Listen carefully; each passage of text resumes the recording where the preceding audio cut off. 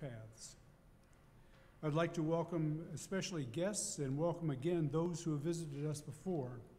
Visitors, it is the custom of our congregation to invite you to stand and give your name and where you are from, and if you feel comfortable doing so. So I'll ask that at this point. Are there any visitors who would like to stand and be recognized?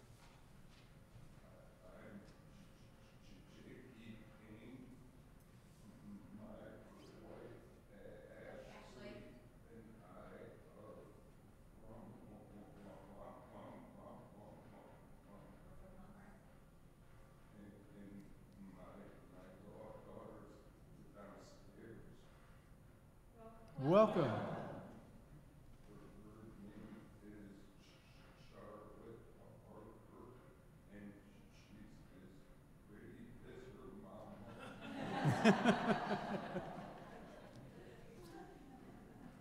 Thank you.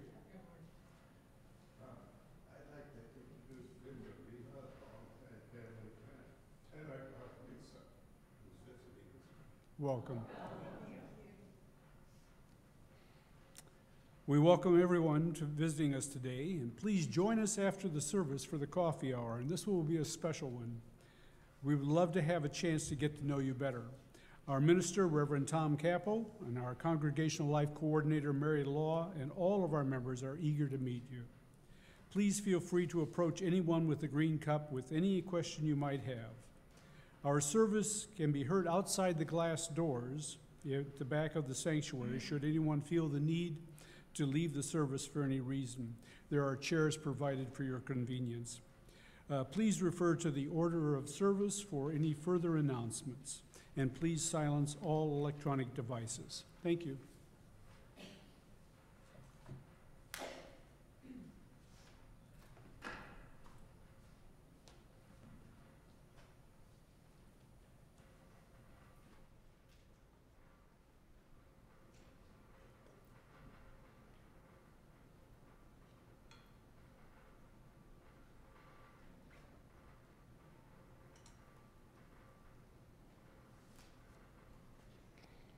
As we light the chalice this morning, let us reflect on the third principle. We believe that we should accept one another and keep on learning together.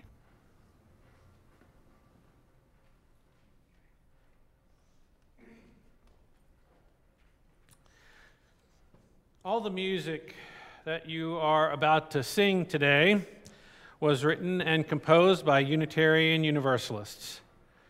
Before we sing our opening hymn, I'd like to say a few words about music. There's an old Unitarian Universalist joke that goes, Unitarian Universalists are poor singers because they're always reading ahead to see if they agree with the words in the song. Well, there's some truth to that joke. Words can be triggers for some members, visitors in our UU congregations, bringing up negative feelings, perhaps creating a sense of marginalization. Last week, I attended a preaching seminar and heard something I hope will be embraced here at DuPage Unitarian Universalist Church. Dr. Glenn Thomas Rideout, Director of Music and Worship at First Unitarian Universalist Congregation of Ann Arbor, Michigan, told this full choir of Unitarian Universalist ministers the following. The music we sing this morning was written by someone else. We are borrowing it. Since we are borrowing it, I do not feel I can ethically change the words. However, there may be a word or words that you do not feel you can sing with authenticity. So I invite you, when you come to a word or words that you find troublesome, for whatever reason, sing a word that you can sing with authenticity. Don't worry if everybody here is singing a different word, because isn't that what an authentic expression of Unitarian Universalism is all about? So this morning, as we move into the service, we're going to sing hymn number 1051 in the Teal hymnal. Now, Don't worry if you don't have the teal hymnal, the words will be projected. And if you are singing along and you see a word that you can't sing or doesn't speak to you, sing a word that does, or just make a noise. Whatever works for you. As we sing, we will be singing both as a unity and in our own diversity. So, please rise in body or spirit and let's sing together, We Are.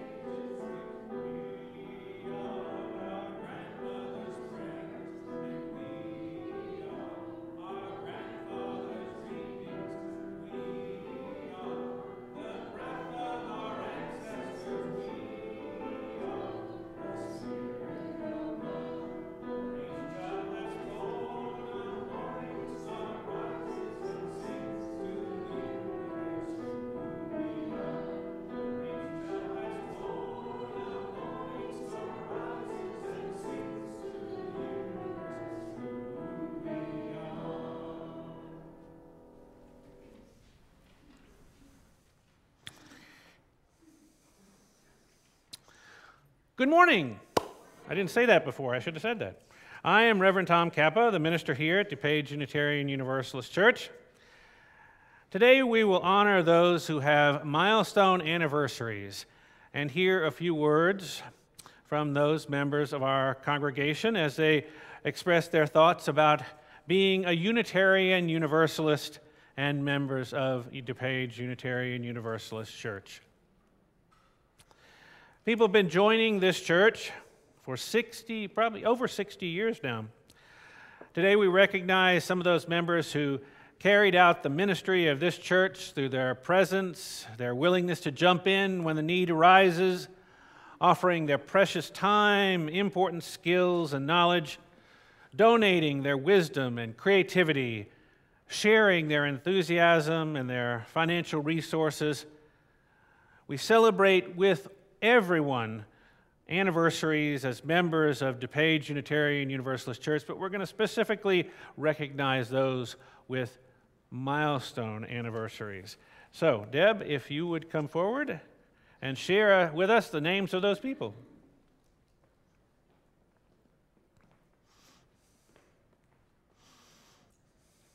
Now I will share our beloved friends who are celebrating their membership anniversaries here at DuPage Unitarian Universalist Church. Please stand when your name appears on the slide so we can recognize you as you celebrate your anniversary today. I ask the congregation to hold their applause until I've finished sharing all the members' anniversaries, and that means all the way up to someone celebrating their 60th anniversary as a member of this church. So we have our 5-year.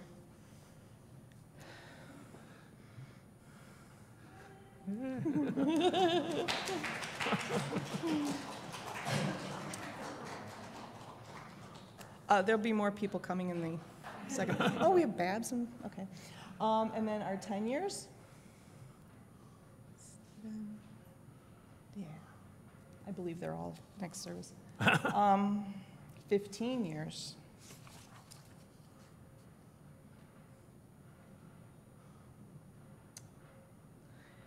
And 20 years.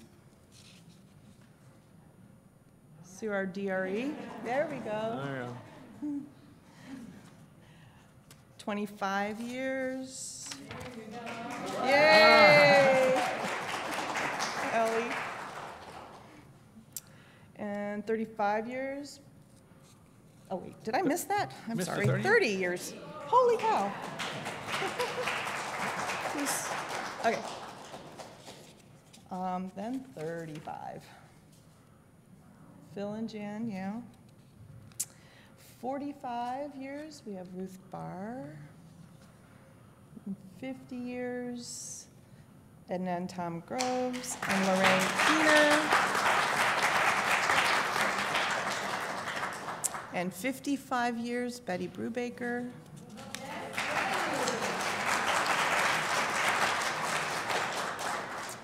And 60 years, Elliot Pollister. Oh, don't do that, don't do that, don't do that. Okay, I'm sorry. That's all right. I'm messing him up, sorry. That's okay. You're good.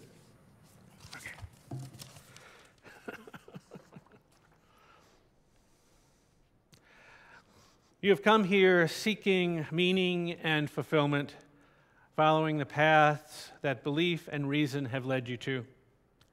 Opening your hearts to fellow spiritual travelers, reaching out to people in need. You have worked for justice in the world and goodness in the heart. Thank you. Thank you so much for being engaged, active members in the life of this church. I'd like to ask everyone to join me in this responsive reading. Please read the italics. What is this church?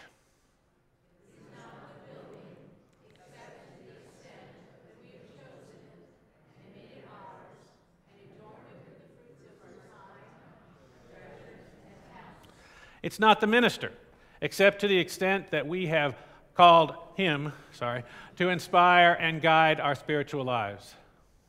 It is not the music, except to the extent that we make it when we blend our voices together to produce sounds lovelier than any one of us can make alone. It's not even the beliefs, for we Unitarian Universalists have no single unifying belief, only the combined beliefs of each one of us. This church is the people. Without me, without you, this church is nothing. It does not exist. Buildings may fall down, ministers may retire, music may go out of tune, and beliefs may falter. No matter, we are this church. Without us, it is nothing, but with us, it can be many. Congratulations on all those who have their anniversaries.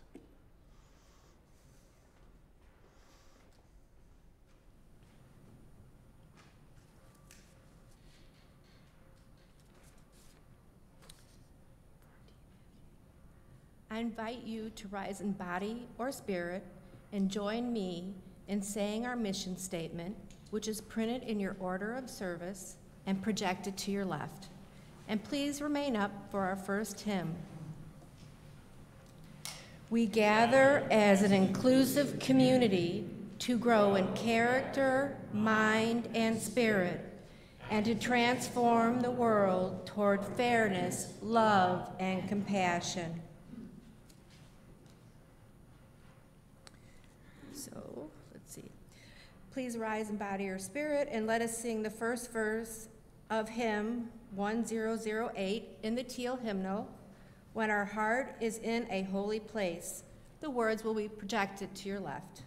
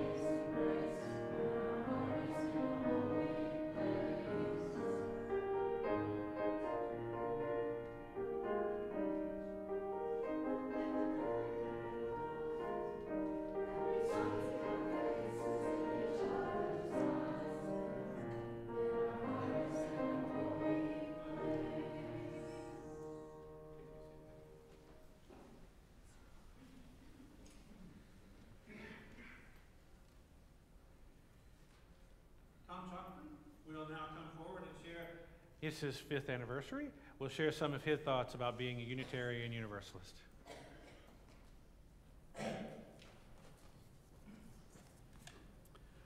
I've been asked to tell you how I know I am called to be a UU. Well, I'm not really just called to be a UU, I'm called to be a card-carrying UU. I feel called to be a born-again UU.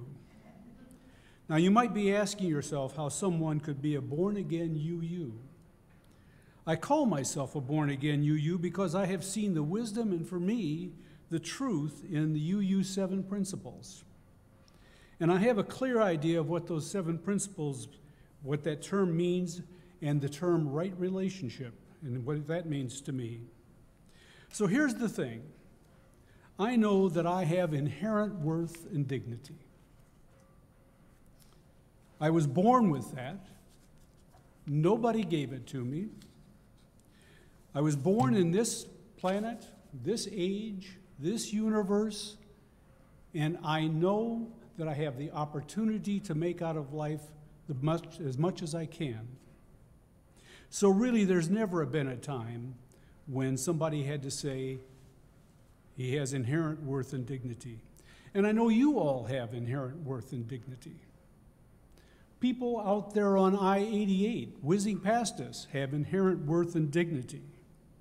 We were all born with the opportunity to make of life what we could, and we still can do. And we UUs, who happen to be members of this congregation, each have our own special and unique beauty. So what about this right relationship thing? In my book, right relationship comes down to an old expression, live and let live. It's the golden rule, do unto others as you would have them do unto you. It's healthy boundaries between people. And this is where the UU 7 principles come into play in right relationship. We all have inherent worth and dignity, and we each have our own life histories. So right relationship means 2 things to me. First, that we are each called to be UUs in different ways. A lot of similarities, but a lot of differences as well. And second, to be in right relationship, we have to trust each other and cherish our differences and learn from the combined experience and wisdom that we possess together. In other words, I am not in right relationship when I expect each of you to walk and talk and do the same thing that I do. I am not in right relationship if I expect you to do exactly as I say. I am not in right relationship unless in our interactions together there is justice and equity and compassion. And I am not in right relationship unless I understand and honor your spiritual growth and your free and responsible search for truth and meaning. If, in other words, I am only in right relationship if I recognize you as unique persons using the 7 principles in your life opportunities, just as I'm trying to do that. To say it again, we live and let live in mutual respect for each other. That's why I say I am a UU and a card-carrying, born-again UU. I'd like to add a quick addendum to this. I was sitting at home on Friday afternoon, looking out the window, and I was thinking about having to read this, and I wrote it a couple weeks ago because I needed to practice. And I realized I am really angry. I am really angry. It had to do with a lot of stuff this week, but Washington, D.C. seemed to pique it.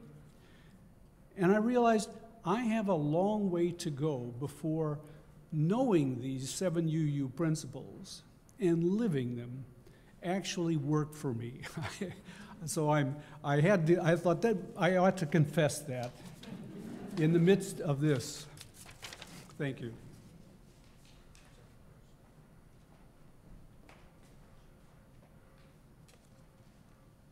Please rise and bow to your spirit, and let us sing the 2nd verse of hymn 1008 in the teal hymnal, When Our Heart is in a Holy Place. The words will be projected to your left.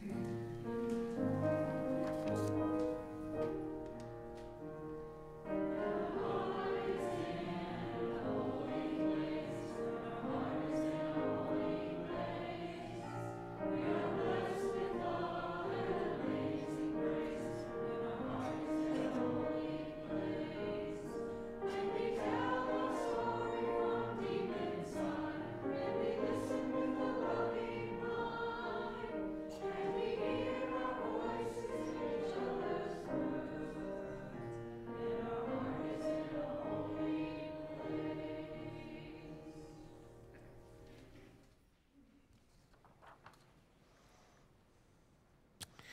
Oh, there he is.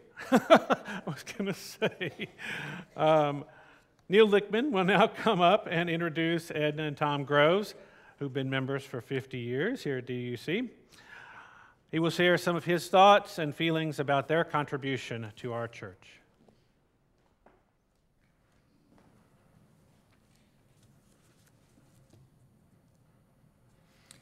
Tom and Edna arrived here by way of being members of the UU congregations in West Lafayette and then South Bend, Indiana. In 1968, Tom took a position at Oregon, and the family moved to Naperville. But it was in Lafayette they had concluded their religious search, deciding that UUism made them most comfortable. And that fall, they joined DUUC. Tom was raised as at the First Unitarian Universalist Society, Madison, Wisconsin. So let me begin with his contributions to DUUC. In 1971, while Gene Creeves was the minister, Tom was arm-twisted into becoming the church president. His first crisis was working the coordinating committee and the congregation through accepting the UUA's first sex education program for youth, which taught that homosexuality was a natural part of the range of human sexuality. The congregation ultimately accepted the program, but it was not without substantial internal struggle. Tom's second crisis was recruiting a treasurer and a canvas chair. Unsuccessful at recruiting both, Tom took on these tasks while still being our church president. The following spring, Edna solved the problem, suggesting Tom find a successor to be president and keep the full-time treasurer in canvas lead positions. It worked. Tom resigned the presidency, Jim Harvey took over, and Tom continued to serve on church finances. For the next 16 years, Tom and Edna concentrated on their careers, receding eventually to being contributing friends. But in 1990, as Tom was recovering from a near life-taking automobile accident, he and Edna received a call from the chair of our TLC asking what they could do for the Groves. Edna said gratefully that the 4 members could come over and help plant the annuals. And on a sweltering June day, they did. That caring brought Edna and Tom back as full members, not just contributing friends to DUUC. Immediately, Tom joined the first incarnation of the men's group. But not long after, Tom took over the treasurer's job again. Later, as I moved off as board trustee to lead a search committee, Tom replaced me. First, he chaired a task force that updated our Constitution. A year later, he was integral to a special committee that led to creating our comptroller position and redefining the treasurer's role. Topping off Tom's long association with our funds, he has been our bookkeeper for the past 12 years. Thank you, Tom. Now let's thank Edna. Edna's contributions span 3 categories. First, official church positions. Second, auction workshops. And third, private workshops for our members and others for which she has contributed rent, unasked. First, her official church positions. Edna's contributions begin in 1980 as a member of the Ministerial Relations Committee for Reverend Bill Mundy, who followed Reverend Gene Creeves. In the early 1970s, with another church member, she created our first circle suppers, tracking attendees, recording who they profess to like or not, and rotating people around. She did that for many years. And for many years, she has been on the Sunday Services Committee or a worship associate 3 times, and for 1 year served on the Sunday Evening Service Committee. She served on a ministerial search committee. In recent years, Edna has served on the Committee on Ministry for both Reverend Emmy Lou Belcher and Reverend Tom Capo. Today, Edna is a member of our Pastoral Ministry Associates. Edna has created service auction workshops as follows. the story of your name. Write your own obituary.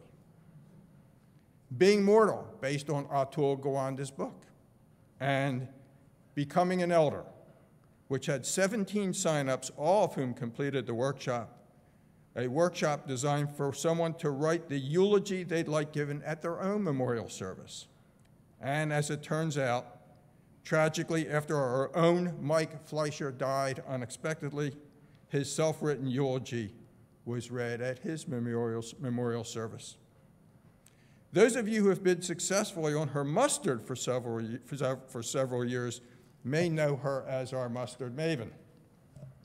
And Edna created private workshops and voluntarily, again, submitted rent for a number of subjects, among them teaching people to write a legacy letter for a member or members of their family sent after their death, and another helping people write their own obituaries. We thank Edna for the breadth and creativity of her contributions. Tom and Edna are off to Boise, Idaho, and will join the 300-member UU Fellowship there. Let's welcome them up here to share a few of their own thoughts. Tom, Edna, please come up.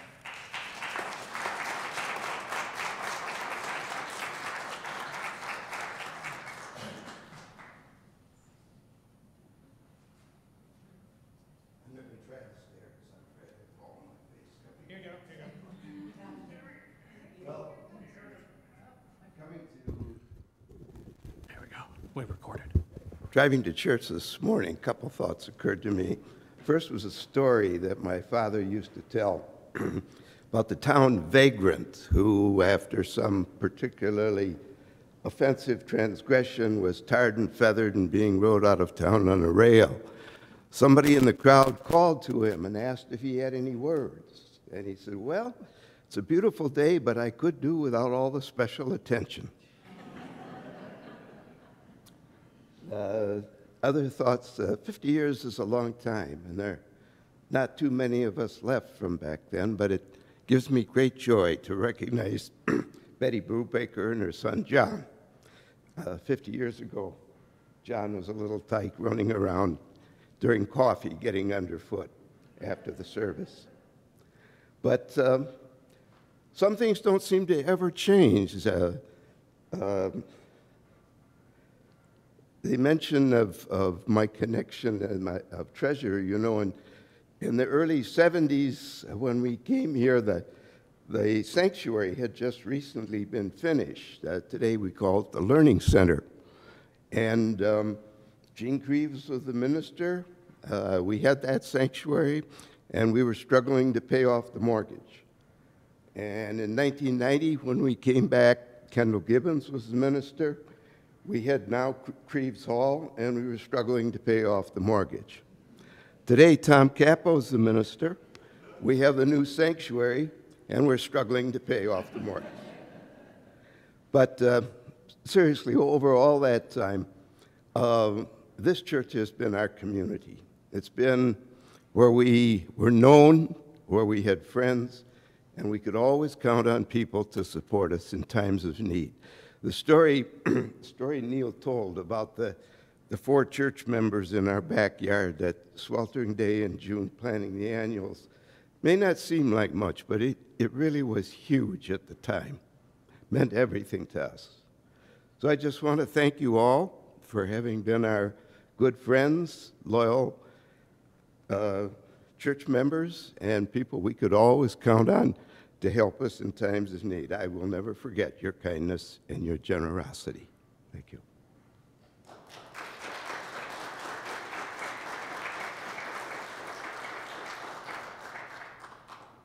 think I'm better off up here.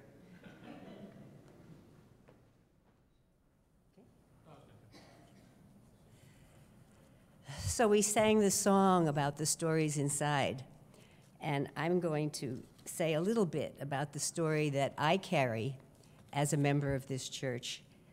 And I want to talk a bit about belonging, because for so long, coming in 1968, I didn't feel like I belonged. Very tender place in me, not belonging. I didn't feel that I had the kind of perspective on the world that many of the other members did. When we came, this was a very humanist church, and I remember the minister at that time speaking negatively about belly button watching. And though he never described what that was, I knew what that was because I was one. I was very concerned with my inner life. It was important to me to grow as a human being. And I had a lot of questions about how to do that and how to take my place in the world as a wife, as a mother of 4 amazing daughters, and eventually as a student going for a master's degree. So I stayed as a member. I was a member. I wanted to belong, but I was a closet belly button watcher.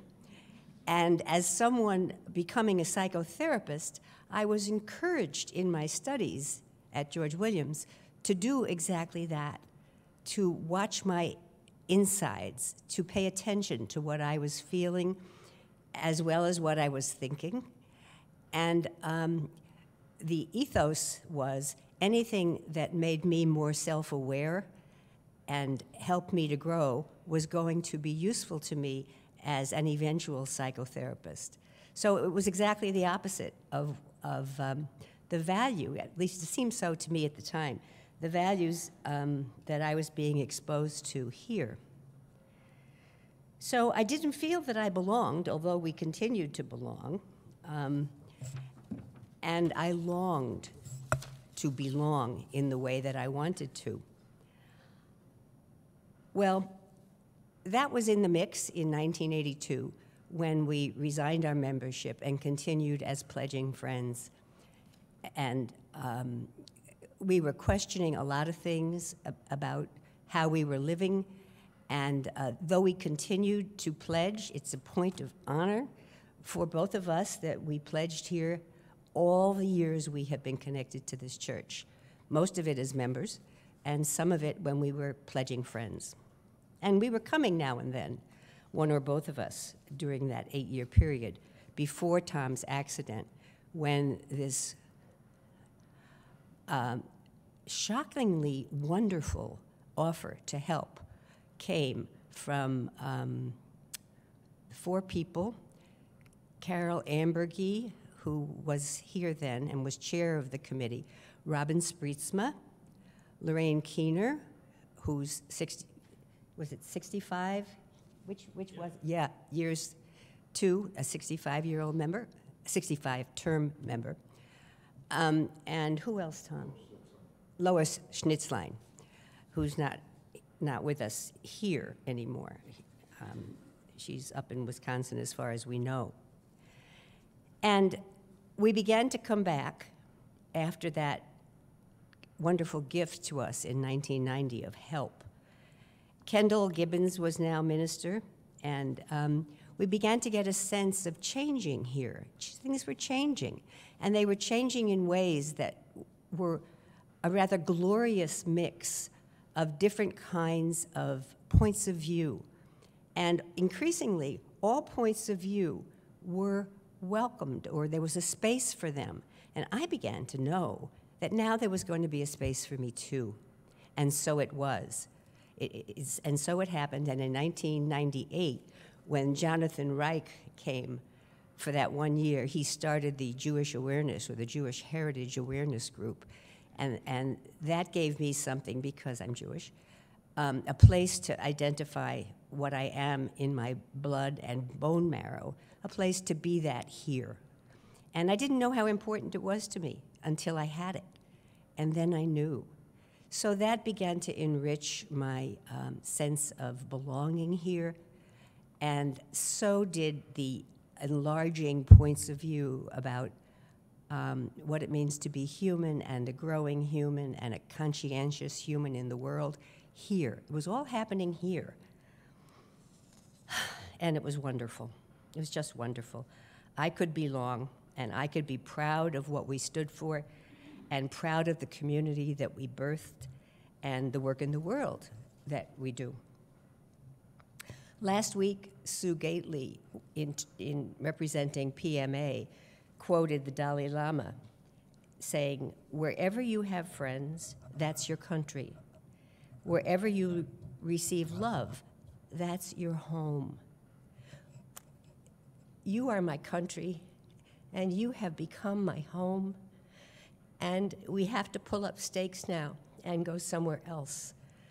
And we leave you with sorrow, and we leave our daughter Lisa, who is here today and lives in Elmwood Park, our nearest daughter. We leave her with sorrow too, but she's going to come. She's going to come and see us, and we're going to come back. We're going to come back. And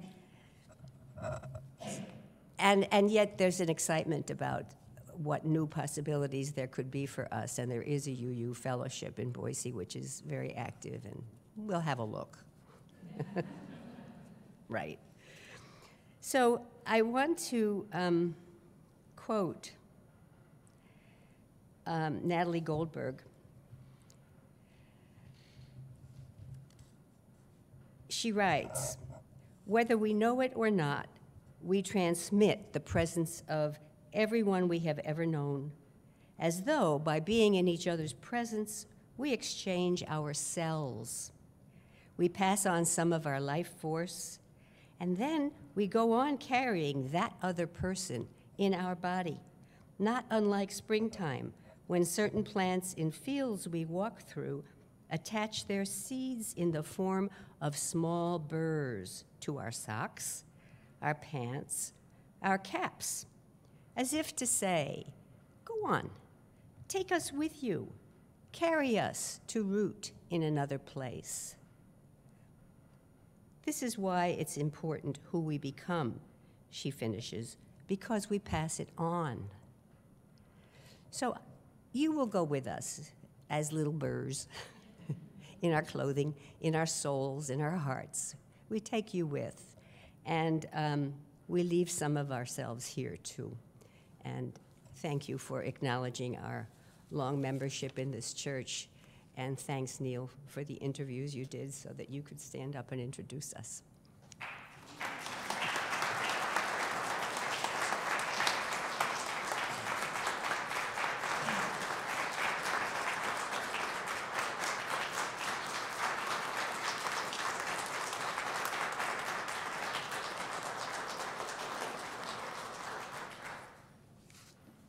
Please rise in body or spirit, and let us sing hymn 1014 in the teal hymnal, Answering the Call of Love. The words will be projected to your left.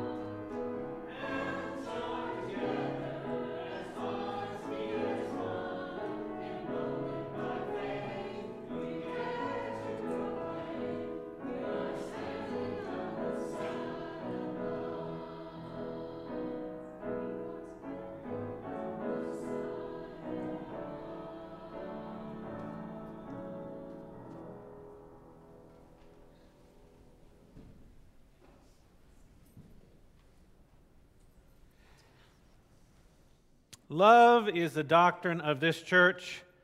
The quest for truth is its sacrament, and service is its prayer.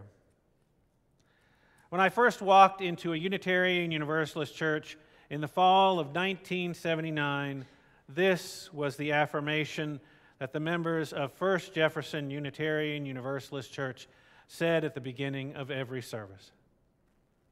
Coming from a Catholic background, saying the words doctrine or sacrament or prayer held mixed meanings for me. There was a part of me that still embraced those words, felt they were reverent. And part of me, since leaving the Catholic Church, was so averse to those words that saying them or hearing them caused my stomach to ache. Needless to say, at the time, I had not made peace with my religious past.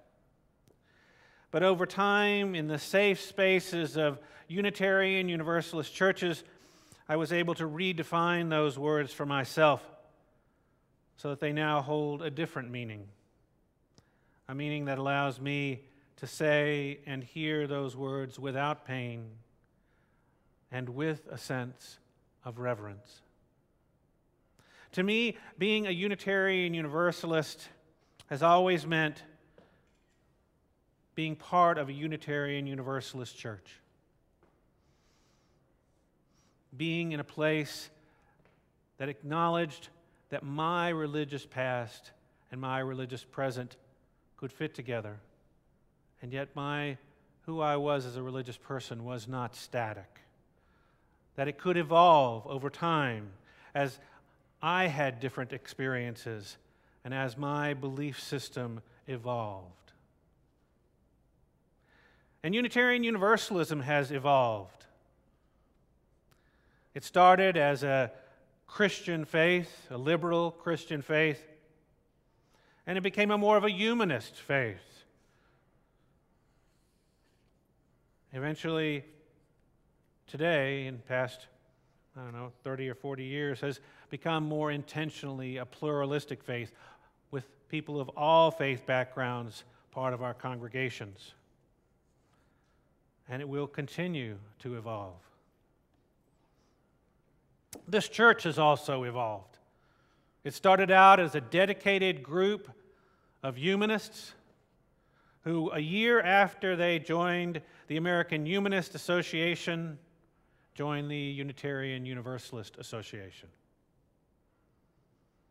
And as a church, they continue to evolve many years later, becoming intentionally a pluralistic congregation open to all faiths and beliefs.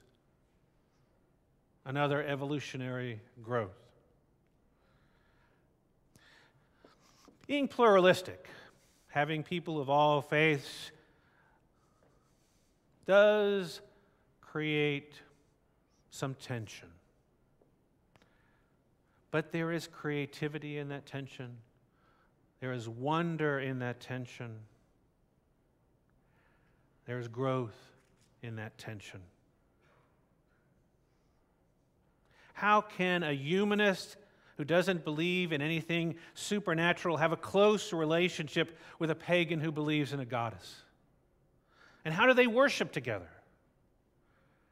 How can a Christian in this church who believes in the path of Jesus have a close relationship with a Buddhist who follows the path of the Buddha? And how do they worship together? A couple days ago, I had lunch with an Islamic friend of mine. I tried to explain all this. His name is Shoaib. He's the president of the Islamic Center of Naperville.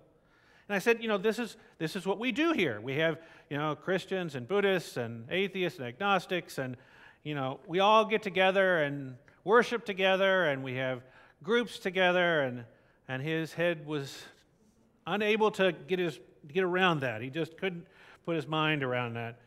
Because it's so different. It's so different than what we're used to. People in our culture tend to hang out with people who are like them, who have similar beliefs.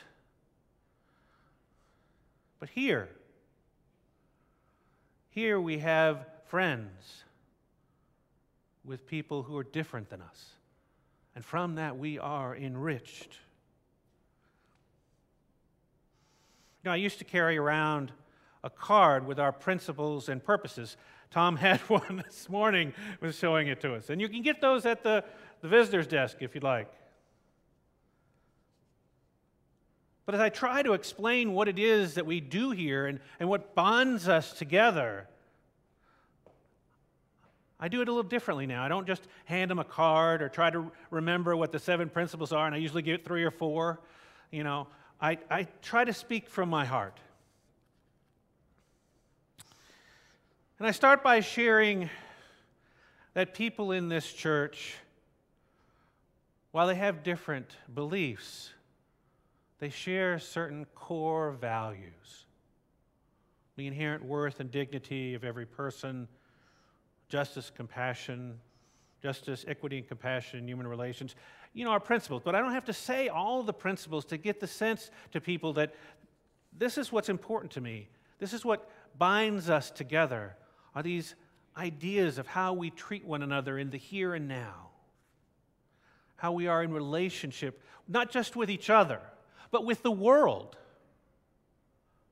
How we live our lives. And then I start to talk about this quest for truth.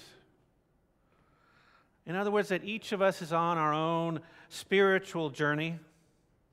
We have certain experiences. All of us have different experiences. And we make meaning of those experiences. And from that, we develop belief systems. Belief systems that we hold as true within ourselves. A combination of facts and beliefs that we affirm in how we live our lives. Again, that's hard for a lot of people to understand, but that's what we do. And each of us from that process are different. But we're unified in that quest. I am a Unitarian Universalist, and this quest for truth is my sacrament.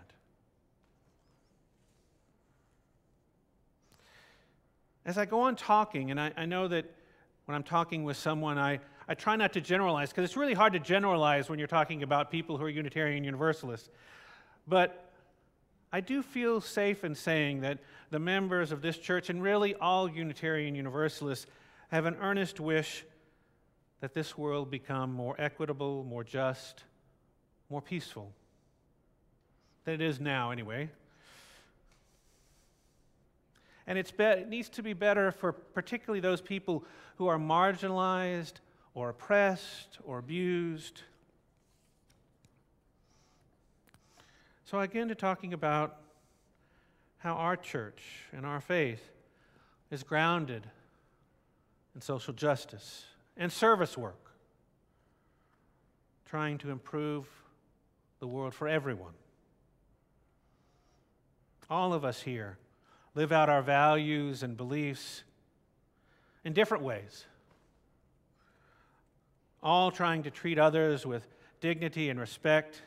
And we do different things to do that, and also to provide dignity and respect for this planet. You know, each of us are in our own path. We do recycling or develop a relationship with peoples of other cultures and races. We donate supplies to post-incarcerated individuals in halfway houses. We develop here a mentoring program for discriminated and disadvantaged youth. Each of us in this church, through this church, and in our lives outside this church, live our values in different ways, but all with this underlying value of helping others. And so I'm a Unitarian Universalist, and service is my prayer for a better world. Often I'm asked how we hold this pluralistic community together. If you talk to people who are not UU, they think, how can you do this? It's like too many rooms in a flimsy house. It seems like it's all going to come crashing down. It couldn't work. And I tell these people that love is what grounds us. is through the relationships that we develop here, the love we share with one another. That makes the foundation of this church solid. We see beyond religious prejudices, beyond race and culture, knowing that all people here affirm worth and dignity in one another and for all people. We share our beliefs with one another, our experiences, our meanings with one another. We learn and grow together. And we hear each other. And there's this intentional part of that. It's not like it's a random thing. We all want to grow. We all want to be in relationship. We all want to share with one another, to learn from one another, to broaden our perspective of each other and the world. We do this by talking, but we also doing it by attending rituals and programs here of various groups. It's not uncommon at all. In fact, it happens all the time that a humanist will attend a Bible study, that a pagan will go to a Science Sunday, that a Buddhist will go to a Jewish holy celebration. And then all together we go to social justice forums. Are we perfect at all this? No, of course not. Sometimes we complain when an adult or a child sings out of tune in a service. Sometimes we poke fun at other people's belief systems. Sometimes we get impatient when things are not the way we want them to be right now. But we forgive one another. And we begin that relationship again in love, trying to live our values as imperfect beings, living our principles in community with one another. I am a Unitarian Universalist, and love is the doctrine of my church.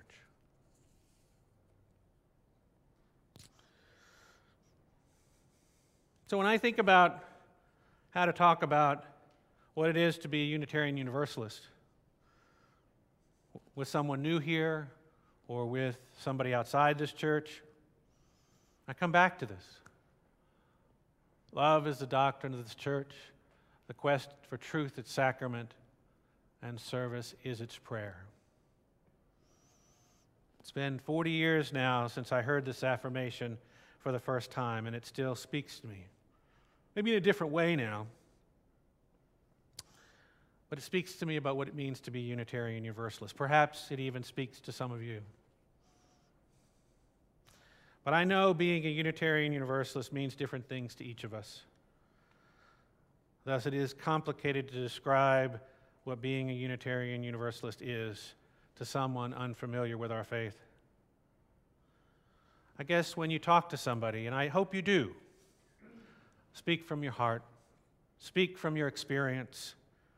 If you don't remember this, or you don't have a card with you that says the principles on it, talk about Science Sunday, or a solstice service, or a class in building your own theology. And talk not just about that, but what you gleaned from that experience.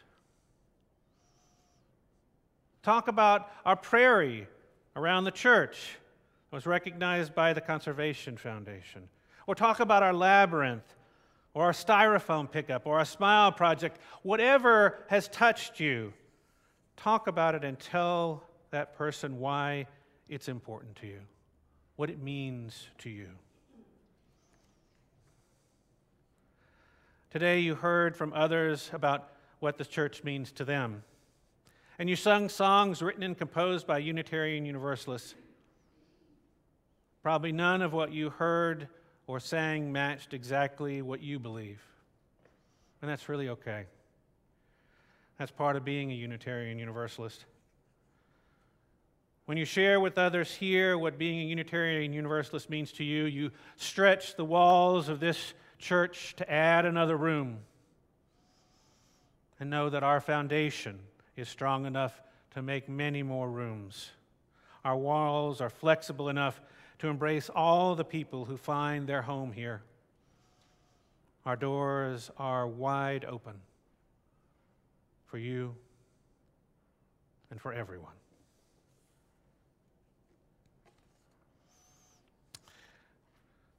Now we have the pleasure of hearing an original piece written by Gina Karsten. In a convoluted universe, vastly far and wide, I look out in wonder up into a starry sky. Inspirational rhythms nature doth provide, evokes a sense of harmony, both to the spirit and the mind.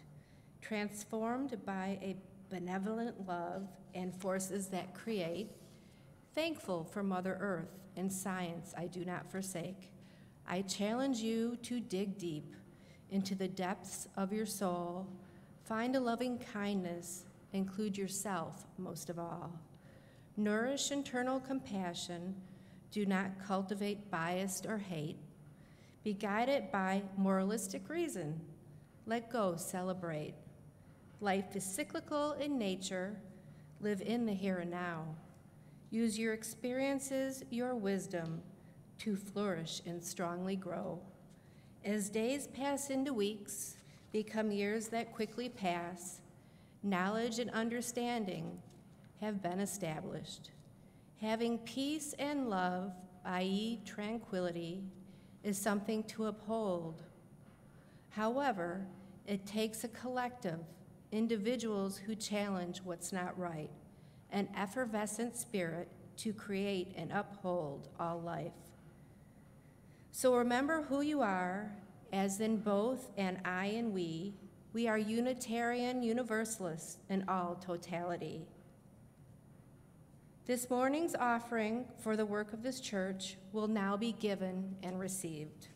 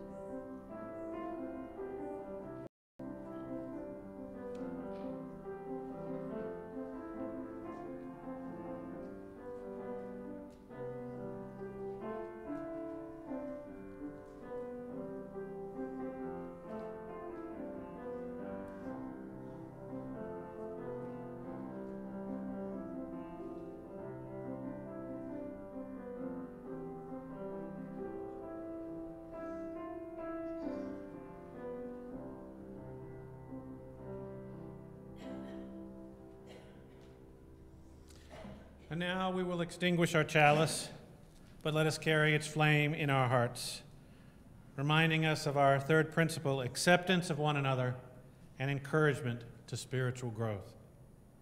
I invite you now to rise in body of spirit. We're going to just sing one verse of hymn number 1028 in the teal hymnal, Fire of Commitment.